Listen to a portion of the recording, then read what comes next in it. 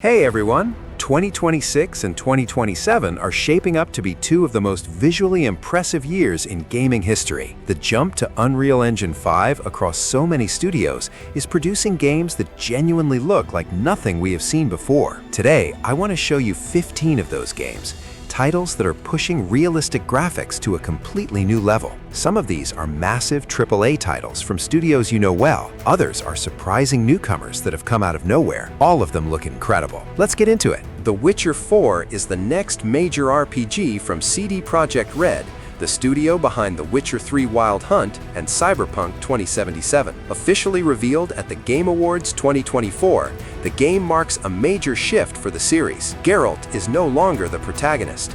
You now play as Ciri, Geralt's adoptive daughter, who has completed the Trial of the Grasses and become a full-fledged Witcher with mutated abilities and her signature sword, Ziriel. The game begins with Ciri responding to a monster contract in a remote northern village and quickly reveals the kind of morally complex storytelling the series is known for. The game is built entirely on Unreal Engine 5 with NVIDIA RTX, Mega Geometry, and full path tracing support on PC. CD Projekt Red is implementing over 80 distinct movement animations for Ciri alone, and she will be able to cast spells while moving, a first for the series. She also has a dedicated jump button and can swim underwater. Combat is being designed to feel snappier and more dynamic than The Witcher 3, with motion capture sped up by 20% compared to real actors. The Witcher 4 is confirmed to be the start of a new trilogy.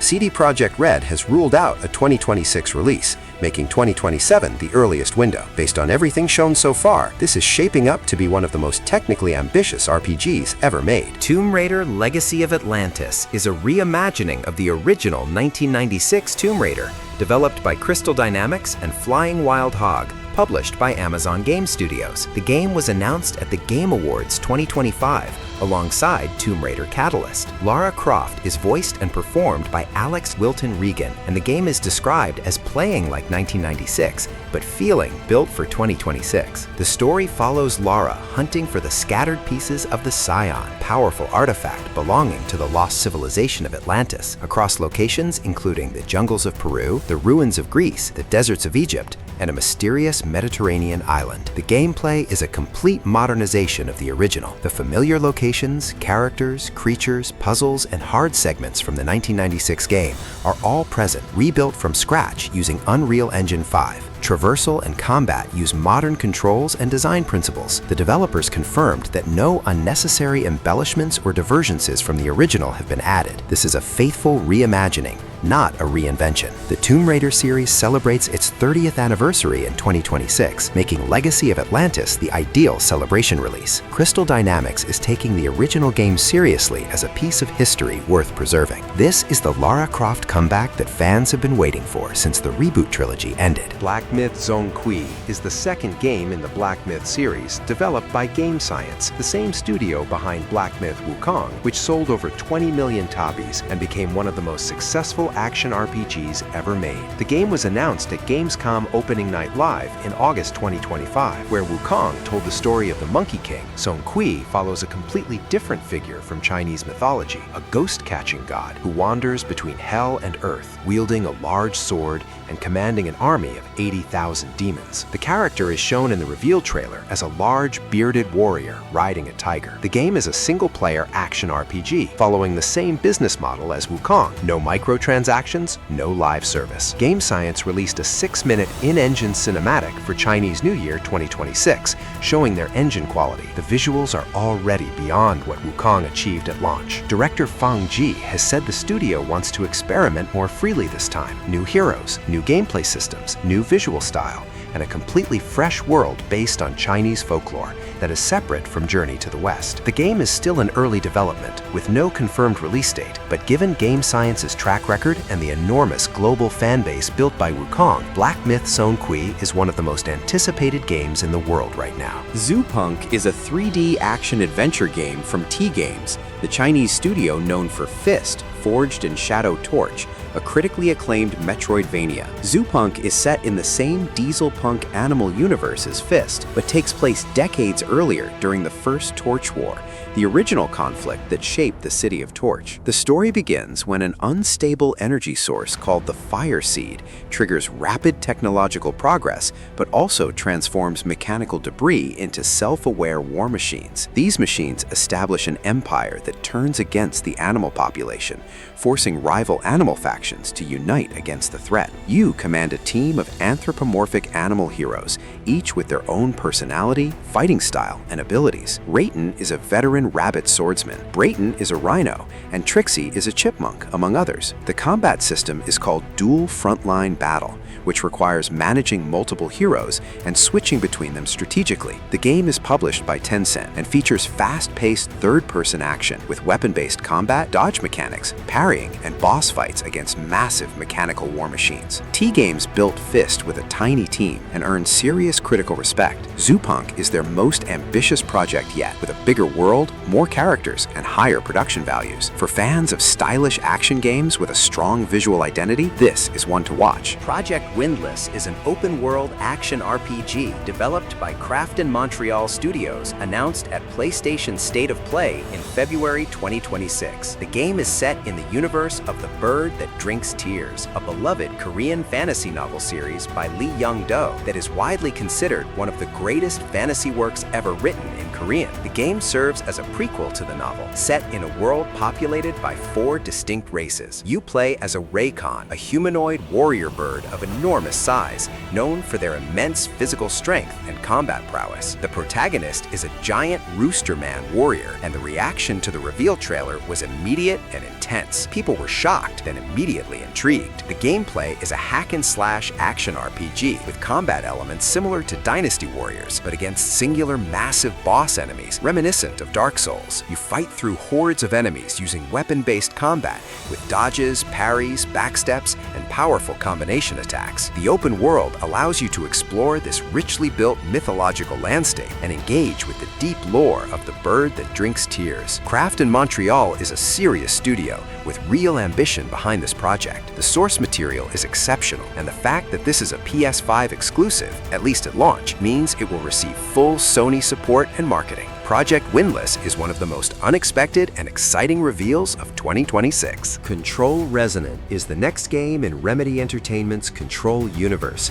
following the critically acclaimed Control from 2019. The original game followed Jessie Faden as she became the director of the Federal Bureau of Control, a secret U.S. government agency that investigates and contains paranormal objects and events inside the brutalist oldest house. Control won multiple awards and built one of the most distinctive supernatural atmospheres in modern gaming. Control Resonant continues that universe with a new story, new characters, and new supernatural threats. Though it is not a direct sequel starring Jessie Faden, the game expands on the paranatural world established in the first game, including the hiss entities, objects of power, and the mysterious forces that govern the oldest house. Remedy has confirmed that this is a larger and more ambitious project than the original. The visual and gameplay improvements over Control are significant, taking advantage of current generation hardware and Remedy's own Northlight engine, with enhanced lighting, physics, and environmental destruction. Remedy has proven with Alan Wake 2 and the original Control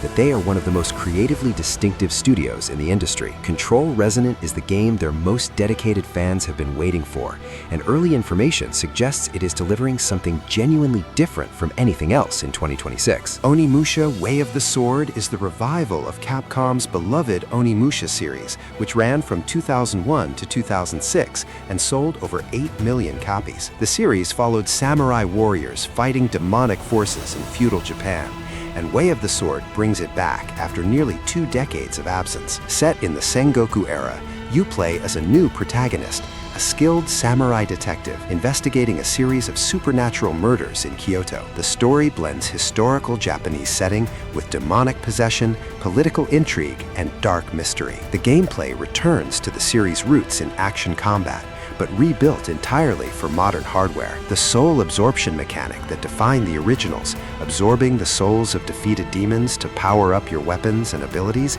is back and refined. The game runs on Capcom's RE engine, which has powered Resident Evil Village, Devil May Cry 5, and Street Fighter 6, meaning the visual quality and performance are expected to be excellent. Combat is designed as a blend of deliberate samurai dueling and aggressive demon slaying. Onimusha has a passionate fan base that has waited years for this revival. Capcom's track record with bringing back classic franchises, Devil May Cry 5, Mega Man, Monster Hunter, suggests they know how to respect their legacy while modernizing for new audiences. Way of the Sword is one of 2026's most exciting revivals. Marvel's Wolverine is being developed by Insomniac Games, the studio behind all 3 Marvel Spider-Man titles. After a long wait since its 2021 teaser, a full gameplay trailer dropped in early 2026 and confirmed this is a mature rated game. Wolverine's claws tear through enemies with a level of brutality Insomniac has never shown before. The story follows Logan searching for answers about his past,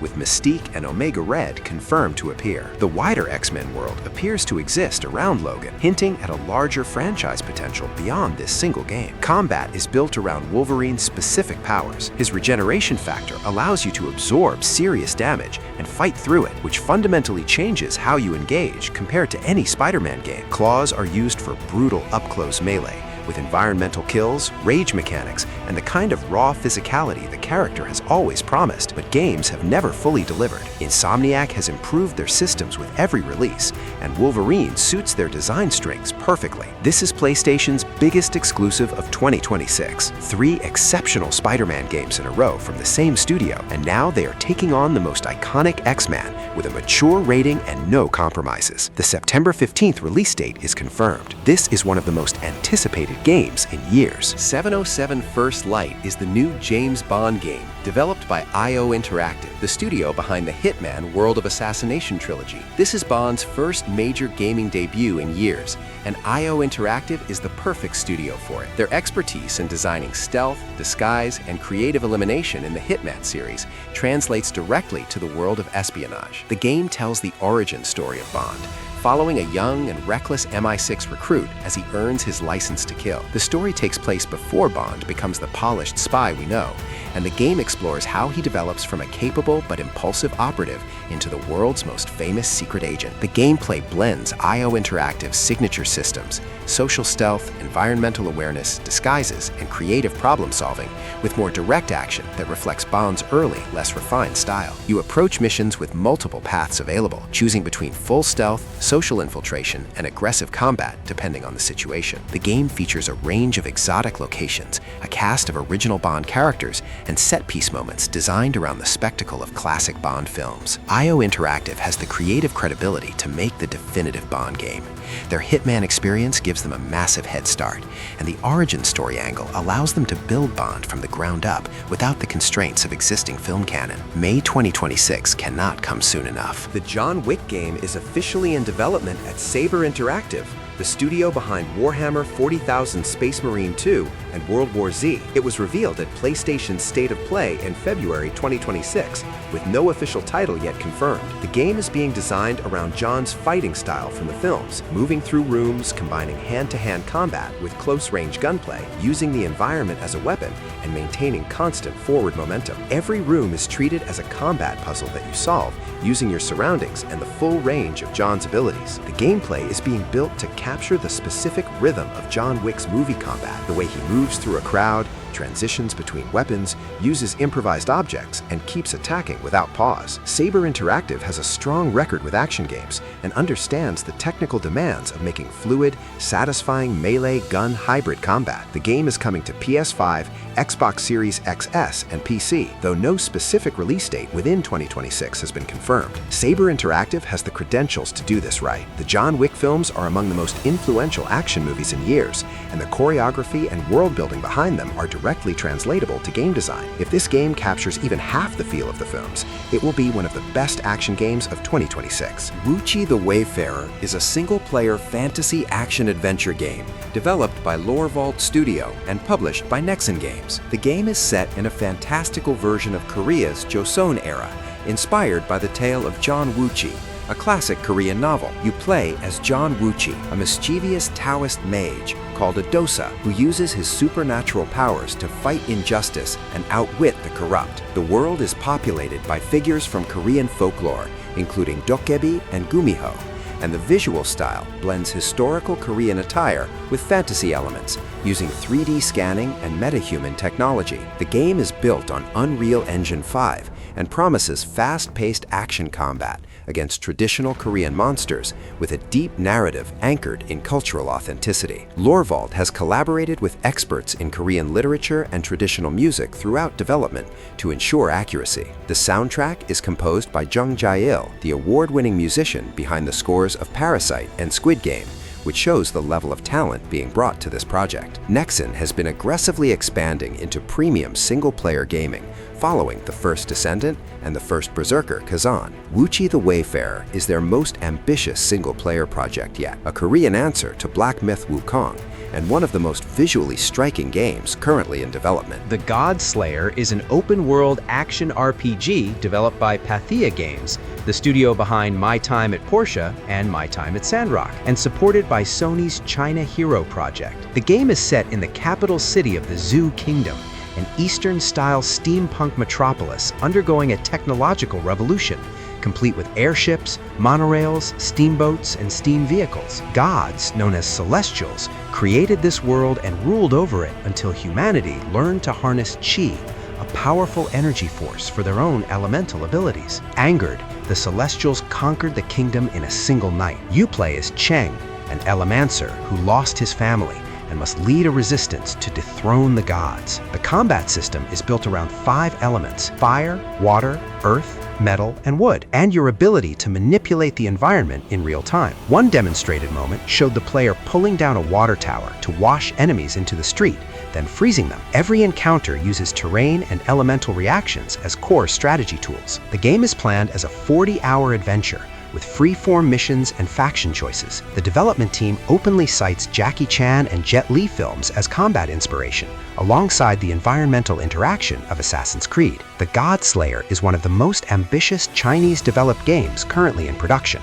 and it looks unlike anything else coming in 2027. Atomic Heart 2 is the sequel to Atomic Heart, the 2023 first-person action RPG from Russian developer Mundfish that earned strong reviews for its bizarre retro-futuristic Soviet setting and brutal combat. The original game was set in an alternate history USSR where advanced robotics and genetic engineering had transformed society and sold well enough to greenlight a full sequel. Atomic Heart 2 was announced at Summer Game Fest 2025. The game returns to the same retro-futuristic universe, but expands the action to a global scale with new characters, new dangers, and significantly deeper RPG systems. The sequel builds on the first game's strengths with an expanded open world, a more developed skill upgrade system, wider weapon customization, and a greater variety of combat strategies. The gameplay blends first-person shooting with melee elements and supernatural abilities. Mundfish has described it as raising the bar for what an open-world